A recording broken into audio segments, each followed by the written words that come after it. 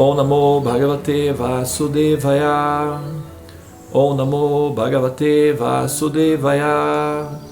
Om Namo Bhagavate Vasudevaya. Muito bem, nós vamos dar então sequência, não é, ao estudo que nós estamos realizando do Bhagavad Gita, né, do texto Bhagavad Gita, do diálogo, que é o diálogo entre a Krishna e Arjuna. Apenas para lembrar que, né, sempre gramaticalmente, né, de vez em quando eu tenho que fazer essa contextualização aí. Gramaticalmente, né, a ordem gramática mais, digamos assim, do ponto de vista acadêmico, na hora de apresentar, né, o conteúdo do Gita, se é utilizado como a Gita, ok? Com base no conceito do que significa esse poema, na verdade, porque parte-se do princípio de que se trata de uma canção, né? É uma canção. Por quê? É dito que quando a Suprema Personalidade de Deus fala, não é uma fala, e sim uma canção. Então é uma interpretação poética da ideia, né, da conversa, né? Se você coloca a conversa, então a Gita. E se você pensa no diálogo entre Krishna e Arjuna, que foi um diálogo e também foi uma conversa, então aí é o diálogo, a conversa, né? E assim se tem aí, né, uma definição, não é? Masculina ou feminina, de acordo com como você está se posicionando, tá bom? A minha posição é o diálogo, porque é um tema, né, que envolve duas pessoas e é uma conversa, né, entre eles, e um diálogo, né, entre os interlocutores. Então se pode colocar como o diálogo, se pode mencionar o livro Bhagavad Gita, se pode mencionar a canção Gita, né, a conversa Gita. Então é só para lembrar que essa discussão ela é semântica, sabe, num contexto mais acadêmico, e aí você decide, tá bom? Como você se sente melhor para se posicionar. Normalmente agora, atualmente, né, assim, quando formalmente se vai apresentar em público, se tem uma tendência de apresentar como a Gita, tá? Mas eu vou, assim, usar da liberdade de utilizar as duas formas, dependendo da maneira, do momento, né, em que eu posicionar isso daí, tá? Muito bem, então nós temos essa situação em que o discípulo de Krishna, o Arjuna, então se coloca nessa posição e Krishna começa a falar o conteúdo do Bhagavad Gita, o conteúdo que vai ser explicado no Bhagavad Gita. Mas aí a pergunta é assim, a pergunta pode ser feita, é a seguinte: mas espera aí, só estava Krishna e Arjuna lá, certo? Correto. Vem cá, então como é que essa conversa foi registrada? Esse diálogo aconteceu numa circunstância, numa situação em que só tinha quem lá? Krishna e Arjuna. Ok, tinha testemunhas? Aparentemente não. Não se descreve nenhum testemunha. Tinha um escrivão registrando a conversa? Aparentemente não. Era um campo de batalha. Krishna saiu com Arjuna. Então, como é que isso foi registrado? Né? E como que isso ficou disponível para as outras pessoas? É uma pergunta relevante, certo? Alguém aí já fez essa pergunta? Quem leu o Bhagavad Gita, quem, né, assim, tem familiaridade com esse livro, já fez essa pergunta antes? Para si mesmo?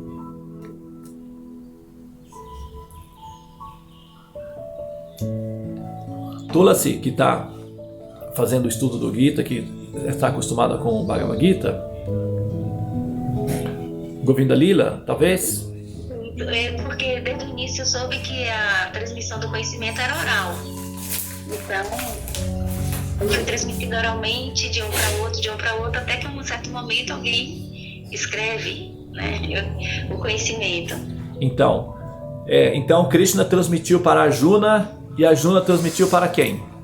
Se for nessa sequência, para quem Arjuna teria retransmitido, né, o conteúdo do Gita, do diálogo, né?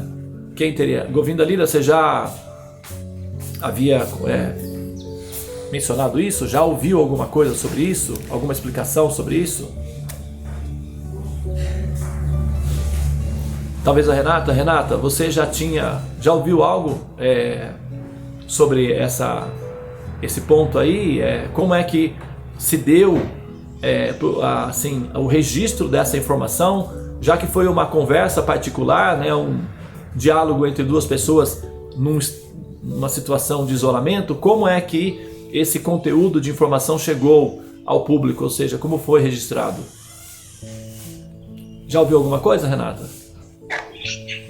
Já, Veda Vyasa, né, conta a história que estava acontecendo, no mesmo instante que estava acontecendo, ele conta para o pai, eu não me recordo o nome dele, Dhritarashtra, acho que eu estou falando até errado. Tá certo. Para o pai dele, que era certo, o que estava acontecendo, e pelo que eu entendi, ele que fez o registro da história da Bhagavad Gita. Muito bem, exatamente. Veda Vyasa. Tá correto, a explicação está correta, só alguns detalhes técnicos que não alteram muito no processo, que não está muito perfeito. Por exemplo, não foi o Veda Vyasa. O nome do personagem que teve essa função é Sanjaya. O nome dele era Sanjaya. E a pessoa que ouviu, sim, era Dhritarashtra. E o Sanjaya... Quer falar alguma coisa, Govinda? Sei, eu ia falar, eu não respondi na hora porque eu tô trocando as deidades e te ouvindo. Tá bom, tudo bem. Então... Foi Sanjaya, né? Sanjaya que sabia de tudo, né? Exatamente. O Sanjaya, ele era o equivalente, o que seria de um vidente, um místico vidente. Ele tinha esse poder místico. Então, ele transmitiu online, ele não apenas... assim, ele era um yogi, né, com características, um vidente, né, que seria um psicografista hoje, né, na nossa experiência aqui, seria alguém que psicografa, né, como um Chico Xavier, por exemplo. E ele estava no palácio, ele era um dos habitantes do palácio, e simultaneamente, no momento em que o campo de batalha estava montado, e o momento em que Krishna, o Arjuna pediu para que Krishna levasse ele para um local isolado para conversar ou para ver o momento, né, da batalha em si, o preâmbulo da batalha, no palácio, lá no palácio, o rei chamado Dhritarashtra, que era cego por nascimento, então ele não podia enxergar, pediu que o médium, né, o psicografista Sanjaya, viesse e que, por favor, descrevesse o que estava acontecendo no campo de batalha naquele exato momento. Então o Sanjaya assim, entrou em estado de transe místico, samadhi, e passou então a ter a visão online do campo de batalha e observou que Arjuna e Krishna estavam retirados.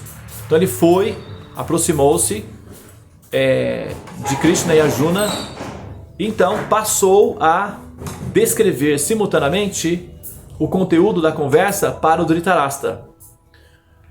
No palácio, o Sanjaya, como por exemplo, ele era uma personalidade assim, muito importante, como por exemplo é o caso, né, do Chico Xavier aqui no Brasil. Então sempre que o Chico Xavier estava psicografando, havia um grupo de pessoas ao redor já registrando, já organizando para que aquilo fosse, né, assim, disponibilizado ao público. o nosso mestre espiritual, por exemplo, o Prabhupada, sempre que ele estava falando alguma coisa, tinha 1 ou 2 secretários gravando tudo. E depois, né, anotava, e isso era então retransmitido ao público, né? As nossas, por exemplo, as nossas lives, as nossas conversações, as nossas discussões de grupo, os nossos estudos, são registrados, né? E depois são escritos, e isso vai ficar disponível ao público. Então, sempre que uma informação relevante está sendo disponibilizada, normalmente existe um grupo que está empenhado em que aquela informação não se perca ou não se perda, né, aleatoriamente. E isso é comum, tá? É um padrão. Então, o Sanjaya, ele era uma personalidade relevante dentro do contexto. Ele era um vidente, ele psicografava, ele tinha esse dom, esse poder místico de romper o lapso do tempo, as distâncias, né? Que é uma magia. Hoje essa magia ela é realizada pelo sistema que nós conhecemos como satélites, né?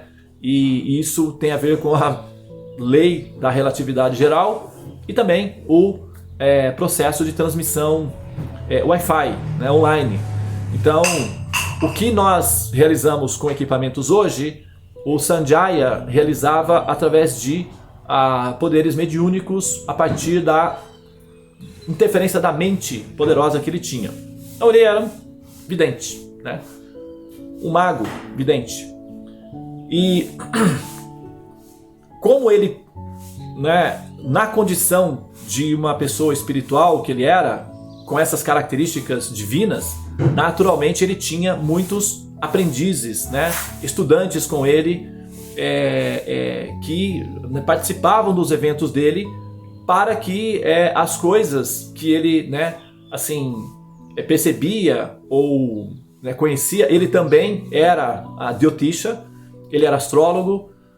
Todos os atendentes do rei, os conselheiros do rei, todos eles, existia uma exigência, eles deveriam necessariamente ser astrólogos. Então havia todo esse contexto, né? Inclusive o advento de Jesus já estava previsto num livro védico chamado Bhavishya Purana, e havia previsão de quando Jesus nasceria e o local onde ele nasceria e qual seria a atividade que ele realizaria. Isso já estava previsto há 5.000 anos antes do aparecimento de Jesus.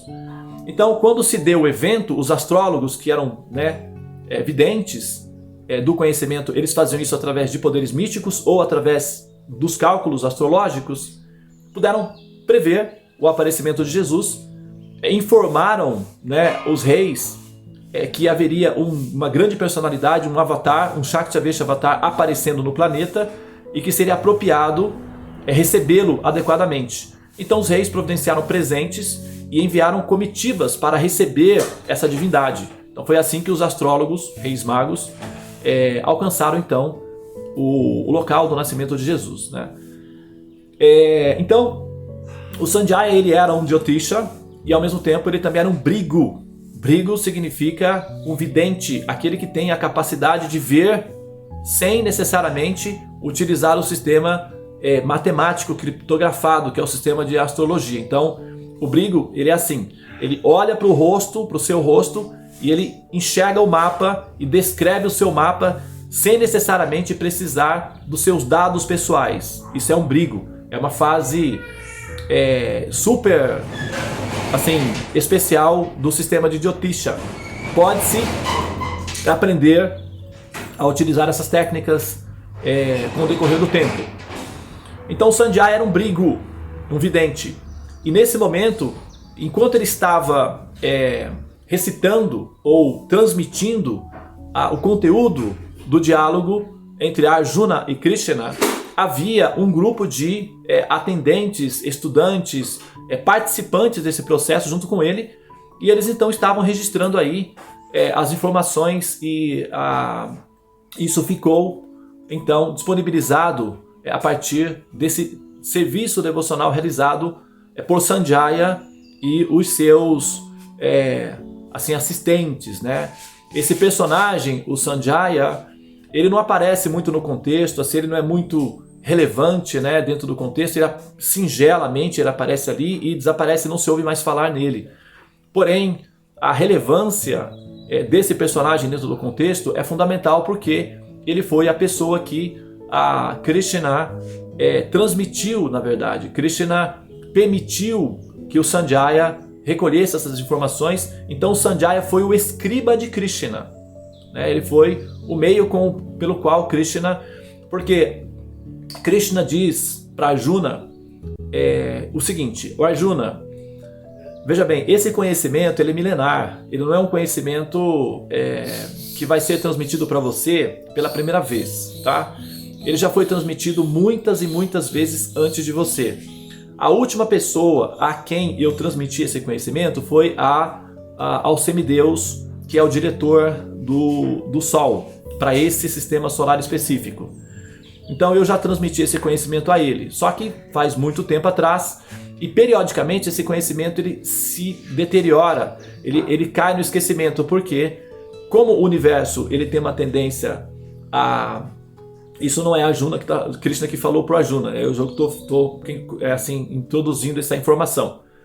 Então Krishna simplesmente diz para Arjuna que esse conhecimento já foi falado muitas e muitas vezes antes, e o último a receber esse conhecimento foi o diretor do Sol.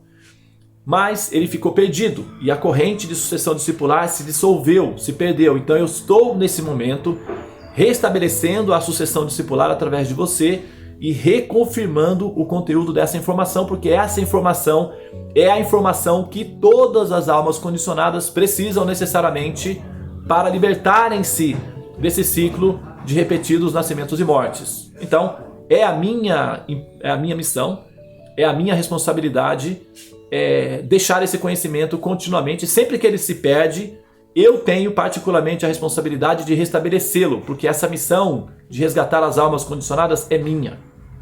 Então, eu vou passar para você esse conhecimento novamente, tá? Por favor, preste atenção. Então, isso é o que Krishna fala para o Arjuna. Agora, como o universo ele tem uma tonalidade escurecida, né? Até quando, por exemplo, você vai dormir, eu coloco, né, músicas de sons de natureza, de chuva, e com a tela escura, porque aí você ouve o som da chuva e a tela está escura, então relaxa profundamente. Para dormir, né, você apaga a luz, então você relaxa profundamente. O universo, como o universo tem a função de manter as almas condicionadas em estado de condicionamento, o que significa em estado de adormecimento, então uma tela escura é funcional. Por isso que o universo ele tem uma predominância escura. Se pode explicar o porquê o universo é escuro do ponto de vista físico. Tem explicações físicas que definem o porquê o universo é escuro, né? Assim como existem explicações físicas que descrevem o porquê o céu é azul e o universo é escuro. Então, fisicamente pode ser descrito isso através de combinações de gases e efeitos gravitacionais, etc. e tal. Essa é a explicação física. A explicação metafísica tem uma outra função: manter a alma em estado condicionado adormecida e o céu azul acalmá-las, né? Para que elas tenham condições de vivenciar a terapia da evolução da maneira menos impactante possível. Bom, então, como é um estado de condicionamento, existe uma predominância da escuridão, o que acontece com a entidade viva? Ela esquece, né? Ela se esquece. E o fato de ela esquecer faz com que as coisas se percam, né? se percam. Então, o conhecimento se perde gradualmente. Por isso que nós, individualmente, esse fenômeno que acontece do ponto de vista coletivo, conosco também individualmente acontece. Entendeu? Nós, periodicamente, nos esquecemos da meta ao qual nós estamos destinados. É por isso que os Vedas são enfáticos em pontuar isso daí, e nós pontuamos todos os dias pela manhã no nosso sadhana. Utista jagrata prapyavarani bodhata kshorasya dharanistitya durataya durgan patastu kavayo vadanti Vedas. Desperta, né? E não pare antes de alcançar a meta. o caminho ele é difícil, né, para aqueles que, abrigando-se na escuridão, na letargia e na ignorância, rompem esse conhecimento, ou seja, se desconectam desse conhecimento, ok? E nesse sentido, ela cai em estado de ignorância. E nesse estado de ignorância, qual é o resultado consequente a partir daí? A pessoa tem que renascer e continuar renascendo e passar por todas as experiências desconfortáveis que é a angústia do existir, né? Então, Krishna precisa restabelecer esse conhecimento periodicamente, né, com frequência, e nós precisamos relembrar esse conhecimento diariamente, porque nós temos os nossos processos de receptores de sinais, que são os chakras, né? Nós temos o nosso receptor principal, o nosso receptor, digamos assim, primário, né, que é o nosso cérebro, e nós temos o nosso receptor sofisticado, que é a nossa glândula pineal. Então, todos esses receptores, eles estão recebendo bilhões, trilhões, assim, uma profusão absurda de informações, e nem todas elas são produtivas. Algumas dessas informações são destrutivas, são negativas, são de natureza depressiva e produzem sofrimentos e doenças, etc. Então, essas informações, elas ficam assim, como poeiras, né, numa lente de óculos. Fica a aura, o campo mórfico, o kshetra gyana, né, que é o campo mórfico, que é a extensão da rede neurológica, fica toda empoeirada com essas informações que são autodestrutivas. Então, quando você dorme, por exemplo, o nível crítico do consciente baixa, e é quando essas poeiras, essas configurações descem e alcançam o estado emocional. Então, às vezes você dorme e quando acorda mal, acorda depressiva, acorda assim, tal, etc. Por quê? Porque não foi feito uma reciclagem desse material que ficou ali impregnado, e ele então alcança as redes internas. E o resultado disso é que dá uma falha operacional, e você experimenta isso na forma de emoções químicas geradas pelos hormônios produzidos pelo cérebro, tá? Então aí é que dá todas essas questões aí que a gente dorme bem e acorda mal. É por conta disso, tá? Então é importante que os chakras, né, sejam realinhados diariamente, porque eles precisam ser realinhados e eles precisam ser alimentados com combustíveis para eles funcionarem durante o dia. E quando você for adormecer, antes de adormecer, 5 minutos de realinhamento novamente, de manutenção dos chakras, vai ajudar significativamente você, na hora em que você for dormir, não ficar vulnerável a essa configuração aí que acaba afetando, né, o sistema neurológico, tá bem? Muito bem, então esse foi o contexto pelo qual, né, o conhecimento acerca da Bhagavad Gita foi então transmitido para nós. O Vyasadeva ele veio muito tempo depois desse fator acontecer, né? O Vyasadeva, que é considerado o pai dos Vedas, para nossa conjecturação aqui, nós sabemos que o pai dos Vedas é o próprio Vishnu, né, que originalmente transmite esse conhecimento védico para Brahma, que é o criador desse universo, o arquiteto desse universo, e ele então retransmite essa informação para os seus correlacionados, né, que são os seus ministros atendentes, que vão gerar aí a estrutura, né, que vai, assim, vamos colocar aí o Big Bang, né, e se cria esses processos todos de criação universal e tal. Isso vai ser administrado automaticamente, é verdade, mas as pessoas também são coadjuvantes, né, no processo. Então são chamados os deuses, né, os semideuses. E o Vyasadeva, ele apareceu dentro do contexto após, né, o que seria aí, né, após o advento de Krishna, quando Krishna já havia deixado o planeta. Muitos anos depois aparece no contexto o Vyasadeva, tá? Filho de Parashara Muni, Tanto é que a Vyasadeva teve um filho chamado Shukadeva. E esse filho, ele era um yogi também, e ele não queria nascer. Ele não queria nascer, não é que ele não queria nascer. Ele estava esperando o momento apropriado para sair do útero. Então, a mãe dele ficou grávida durante 16 anos. 16 anos. Né? Às vezes a pessoa fala, mas isso não é possível. É assim, tem pessoas, né? Tem no YouTube, se você vê, por exemplo, no YouTube, tem pessoas, casos de pessoas de mulheres que permaneceram engravidadas, né, por 40, 20 anos. O feto, né, se conectou ao corpo, ficou fazendo parte do corpo, não se desenvolveu, mas estava lá. Então, acontece. No caso de Shukadeva, ele estava consciente da própria existência e ele permaneceu na forma de um embriãozinho ali por 16 anos, esperando o momento apropriado para sair do ventre da mãe. Então, quando aconteceu um evento apropriado, que um grupo de sábios se reuniram à beira do Ganges para entoar os mantras que neutralizariam os efeitos de Kali Yuga para o início da Kali Yuga. Então esse menino decidiu nascer, ele nasceu, e a hora que ele nasceu, ele também já nasceu e já se levantou, né, e já saiu andando, já saiu caminhando, já foi caminhando, né?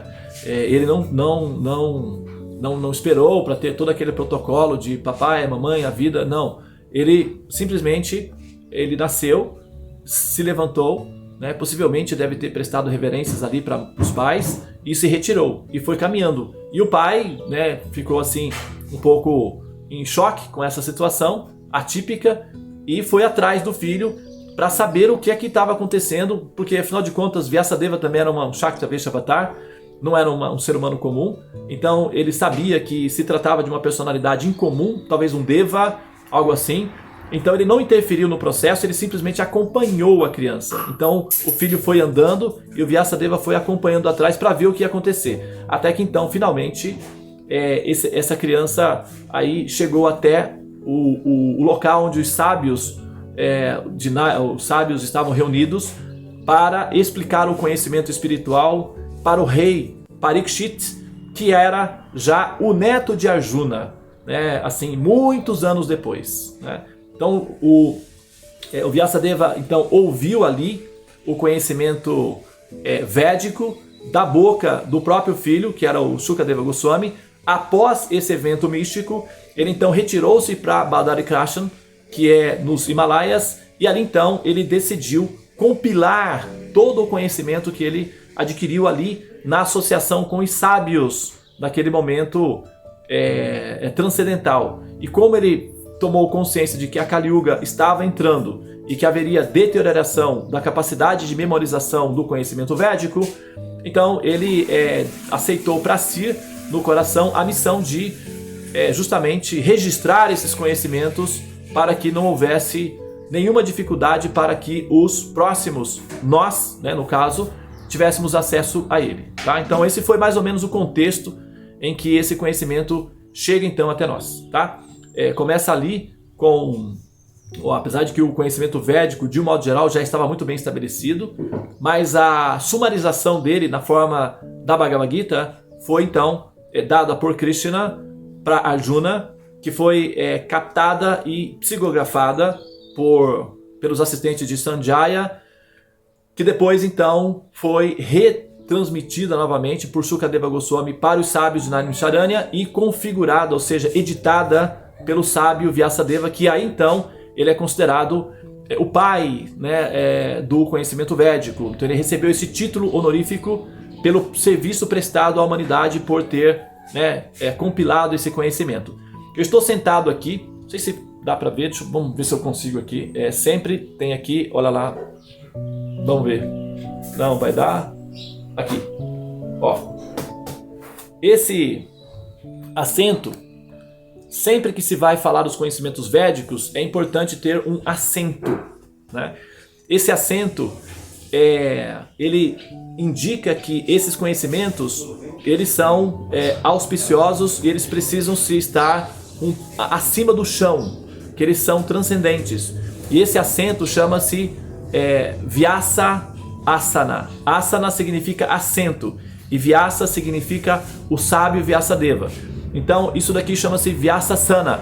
E esse Vyasasana, ele representa que a pessoa que se senta nele falará os conhecimentos, transmitirá os mesmos conhecimentos que foram oferecidos diretamente pela Suprema Personalidade de Deus, Bhagavan, Sri Krishna, e é retransmitido por Vyasadeva, tá?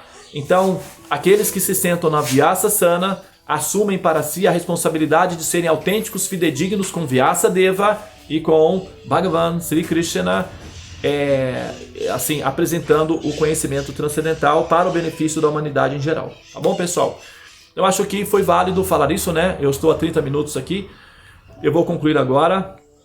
Foi importante a gente entender, né, o contexto de como é que esse conhecimento foi aí estabelecido e como é que ele chegou até nós, tá?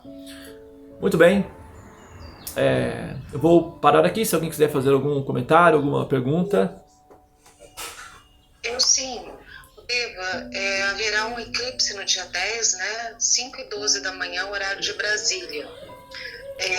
Seria interessante algum comentário sobre este eclipse? Montreal, será que em Canadá nós não veremos esse eclipse solar? Algum comentário a respeito, algum conselho para gente, astrológico? Então, olha só, os eclipses, né? Os eclipses, eles são sempre uma oportunidade de aqueles que estão atentos a aprofundar o seu relacionamento com a meta final ao qual estamos destinados, né? Existimos. A que será que isso destina, né? Essa pergunta tem que estar na pauta da nossa investigação. Então, eclipse significa que o momento é inauspicioso. Então, o que você faz em momentos inauspiciosos? Você toma precaução para se proteger. Por exemplo, estamos numa pandemia. Então, o momento é arriscado. Qual é a precaução? Máscara, álcool em gel, evitar aglomerações. Isso é precaução. Então, o eclipse ele tem essa mesma funcionalidade. Entretanto, ele tem um efeito maior sobre o local onde o eclipse se dá mais efetivamente. Por exemplo, vai ter um eclipse, mas isso vai ser intenso lá em Montreal. Então, não é tão alarmante. Entretanto, é uma oportunidade. Sempre que você, observando o alinhamento de um eclipse, faz alguma coisa diferente, especial, do ponto de vista espiritual, você observa jejum, você entoa mantras, você lê escrituras sagradas ou presta serviços voluntários, humanitários, isso neutraliza os efeitos negativos do eclipse, ao mesmo tempo que aprofunda a sua própria capacidade de compreender ao qual você está destinada, né? Então isso melhora, refina a sua inteligência espiritual. Então é uma oportunidade, é um momento inauspicioso, mas também é uma oportunidade, né? Aquela história, né? É na crise que nós nos tornamos criativos. Agora, como nós estamos sempre ocupados em sadhana, e para nós a consciência, o estado consciente, porque o eclipse é um sinal, né, apenas, né? É como se fosse uma, digamos assim, uma pequena dorzinha de estômago que esconde uma coisa muito mais profunda por detrás. Por exemplo, pode ser um problema neurológico, então a pessoa sente uma dorzinha no estômago, vai investigar, tem um problema neurológico. Então o eclipse, ele é um pequeno sinal da situação mais complexa que tem por detrás desse pequeno sinal. A nossa situação existencial é um eclipse. Nós estamos em estado de eclipse. E nessa condição de eclipse, nós estamos num ambiente escuro, com uma sensação de estarmos perdidos e assustados. A situação absoluta é um eclipse radical, né? Digamos assim. Então, numa condição de um estado de eclipse radical ao qual nós estamos inseridas como almas condicionadas, qual é a atitude? Manter uma tocha nas mãos continuamente, né? Essa tocha deve se fazer uma manutenção dela, para que né, justamente, não é, ela assim, ela possa né, funcionar, né, em todos os momentos. É por isso que né, os sábios recomendam para aqueles que estão despertos ou para aqueles que entendem a gravidade da situação, sadhana. O sadhana não é necessariamente um aspecto de uma religião, né, mitológica. O sadhana é uma técnica científica para manter um ser em um labirinto com uma tocha acesa continuamente, porque ela será necessária, né? E o sadhana tem essa função, né, de manter sempre uma tocha acesa. No nosso caso, nós temos uma torre dos mantras, e essa torre é um farol, é uma tocha que se mantém constantemente acesa. Esse é o objetivo, né? Então, assim, às vezes os transeuntes ou as almas condicionadas se afastam do farol e, por um motivo ou outro, podem sentirem-se perdidas, podem sentirem-se frias, né? Porque quando se afasta muito do fogo, ocorre naturalmente, né, o processo de sentir o frio. Então, essas almas que são transeuntes do deserto, da escuridão, que é conhecido como Maya, podem eventualmente retornar a essa torre e a partir daí olhar novamente a direção. Então tem essa função. Então, como nós somos guardiões dessa torre, nós estamos fazendo a manutenção dessa torre, o nosso sadhana ele já é o suficiente para neutralizar todas as funções de sinais negativos que o universo produz. O eclipse é o mais famoso deles, né? Nós temos eventos assim que são eventos mais que são da mesma natureza do eclipse, até mais agressivos, que não é comentado. Por exemplo, existe um fenômeno chamado Gulika, que é um evento que acontece nas configurações, né, entre o Sol e a Lua também, chama-se Gulika. E isso não é do conhecimento do público. Então, tem muitas coisas que nós desconhecemos, mas acontecem. Então, o sadhana tem a função de neutralizar esses efeitos correlacionados, tá? Então, a sugestão é, assim, parece ser uma sugestão genérica, uma sugestão mas é uma sugestão efetiva. Deve-se, sim, observar sadhana nesse dia. Isso significa despertar com o sol. Vai haver uma refração, ou seja, uma diminuição do prana.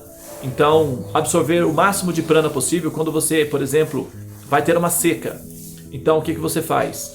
Reserva o máximo de alimento possível para que você possa suportar a seca, né? Como tem a historinha lá da cigarrinha e das formiguinhas, né? A cigarra cantava e dizia: não dá nada, não pega nada, não passa nada, nós, vamos cantar. E as formiguinhas falando: mas vem cá, qual é o seu plano para amanhã? O que você vai fazer? Cantar, a vida é uma festa, não pega nada, e é isso aí, bora lá. O mundo gira e é nóis, né? Como o pessoal diz. E chegou o inverno e a cigarrinha ficou sem recursos, no frio e chorando, né? Pedindo misericórdia. E as formigas tinham feito uma reserva para elas e simplesmente não podiam sair porque estava muito frio. E a cigarra então sofreu as consequências da inoperância de uma inteligência limitada. Então, da mesma forma, né, nesses dias de eclipse, o ideal é fazer uma reserva de prana. Isso significa necessariamente sadhana com pranayamas, ou seja, é preciso observar o momento em que o Sol está oferecendo recursos e absorver esses recursos, porque isso vai ser útil no momento do eclipse, onde vai haver uma escassez de prana no planeta. Então, é necessário fazer uma reserva sim.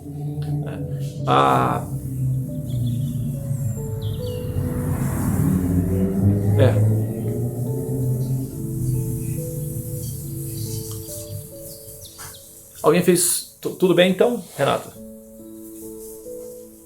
Sim, obrigada. Ok. A Aline perguntou aqui o que significa sonhar com Krishna. Saudades de Krishna. Saudades, né? Sonhar com Krishna significa que Krishna está permitindo que você o veja, o sinta. Isso quer dizer que você está indo na direção certa. Sonhar com Krishna não é um sonho comum. Sonhar com Krishna é uma sonhar com Krishna é uma emancipação, né? É um estágio de similaridade com Krishna, o que significa que eventualmente você poderá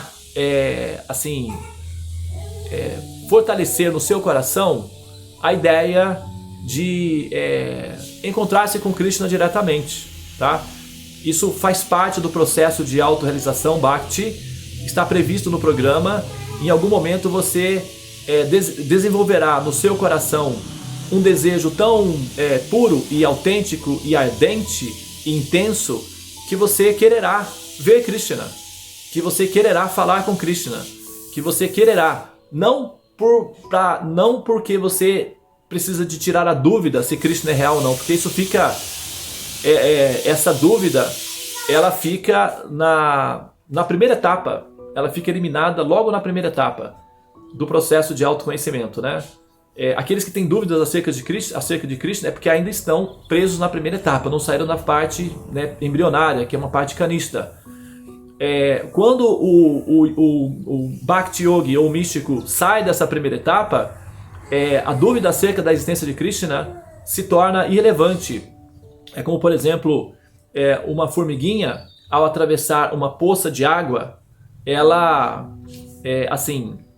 tem dificuldades. Mas um bezerro não tem dificuldade nenhuma para atravessar uma poça de água contida na pegada de um bezerro, né? Então o bezerrinho pisa, forma um buraquinho, vem a chuva, faz uma lagoinha. Então para a formiguinha atravessar aquela lagoinha é uma coisa muito difícil. Mas para o bezerro pular aquela, né, é uma coisa muito simples. Então quando você sai da primeira etapa, que é a etapa kanishta, e desperta o seu amor por Krishna, a conjecturação de se Krishna é uma mitologia, de se Krishna é uma criação da mente humana, se Krishna, isso tudo fica é como se fosse adubo, né, da primeira etapa. Isso deixa de fazer parte da sua configuração, não ocorre mais essas considerações no seu coração. Se Krishna é uma mitologia, se Krishna é um deus hindu, se Krishna é uma invenção humana, se Krishna é, o êxtase da carência da humanidade inteira, sabe? Essas considerações todas ficam todas eliminadas aí na primeira etapa. Então o que acontece no seu coração? Aparece o desejo ardente de ver Krishna, de falar com Krishna, de estar com Krishna pessoalmente. Lembrando novamente que esse desejo de ver Krishna, de estar com Krishna, de falar com Krishna pessoalmente, não se deve à sua dúvida acerca de Krishna, mas se deve à intensidade das suas saudades de amor por Krishna. É diferente o contexto, tá? Então, se você sonha com Krishna, é porque eventualmente você está transitando, né? Você está passando por essa metamorfose da fase embrionária para a fase desperta. E isso faz parte do programa, é um indicativo de que você está indo na direção certa. De sequência que isso pode aumentar, né? Essas saudades tendem a aumentar. Muito bem, então agora a gente vai, né, concluir aqui. Muito obrigado pela atenção, pelas perguntas, espero que tenha sido útil para vocês. Namastê, Hare Krishna, e a gente se vê então amanhã na próxima gravação. Vamos entrar em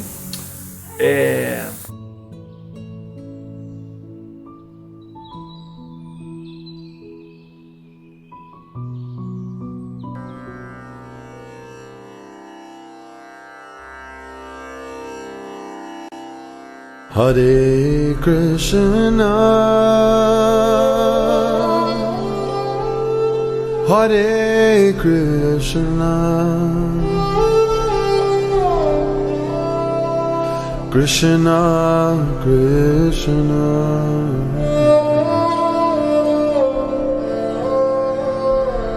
Hare Hare,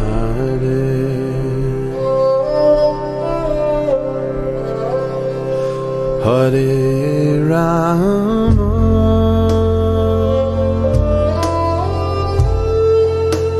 Hare Rama,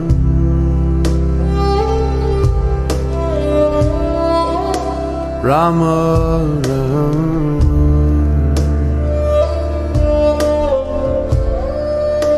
Hare Hare,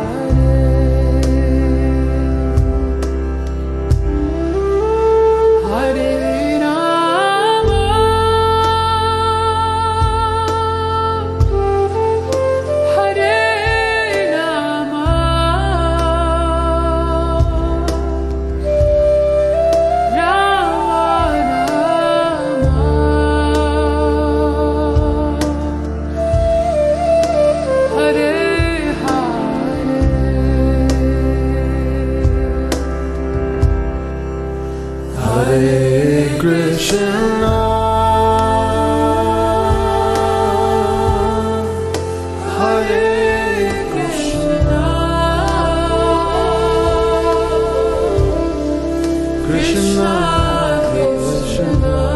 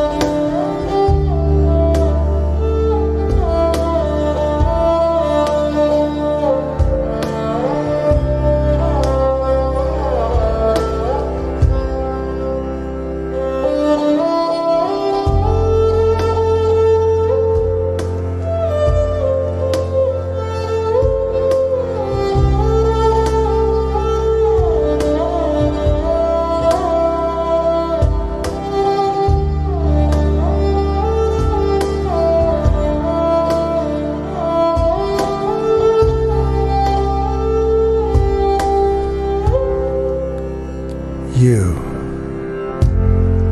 could become a great horseman and help free yourself and this world,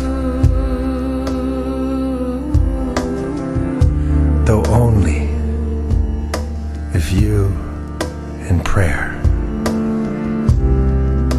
become sweet lovers.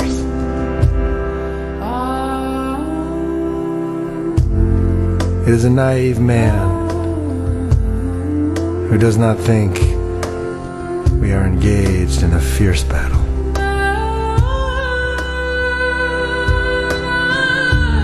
For I see and hear brave foot soldiers all around me going mad. Hare Krishna. And falling on the ground in excruciating pain.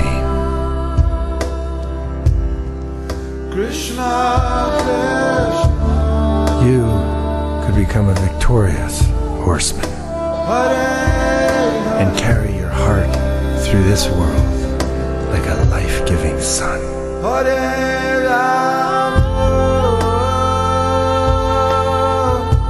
Though only if you and the Great Spirit become sweet lovers.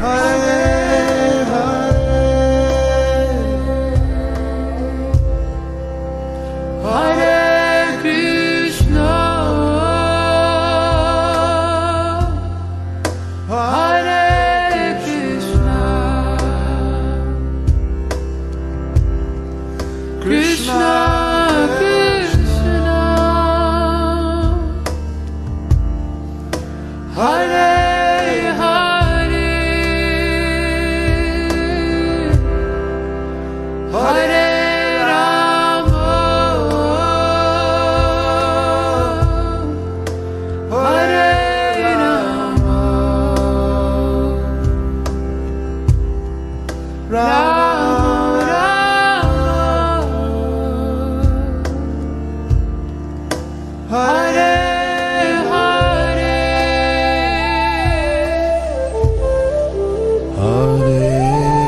Krishna,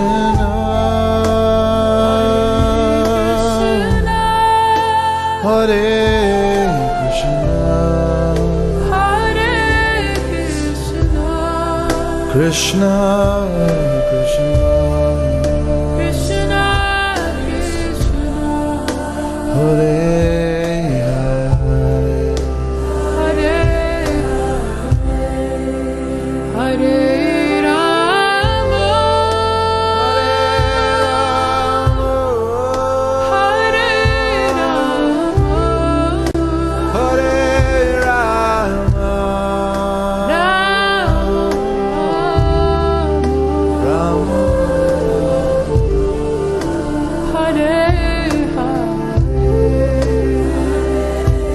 Take us home, Benji.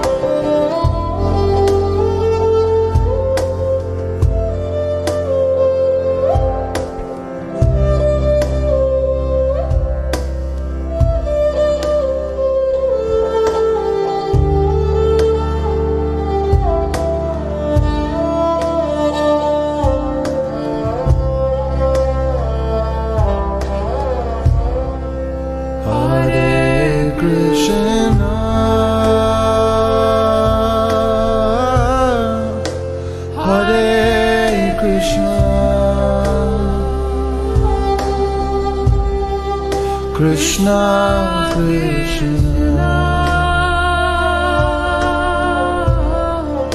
Hare Hare, Hare Rama,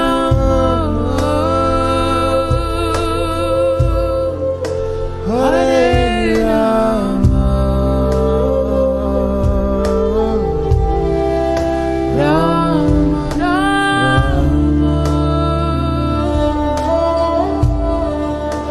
Hare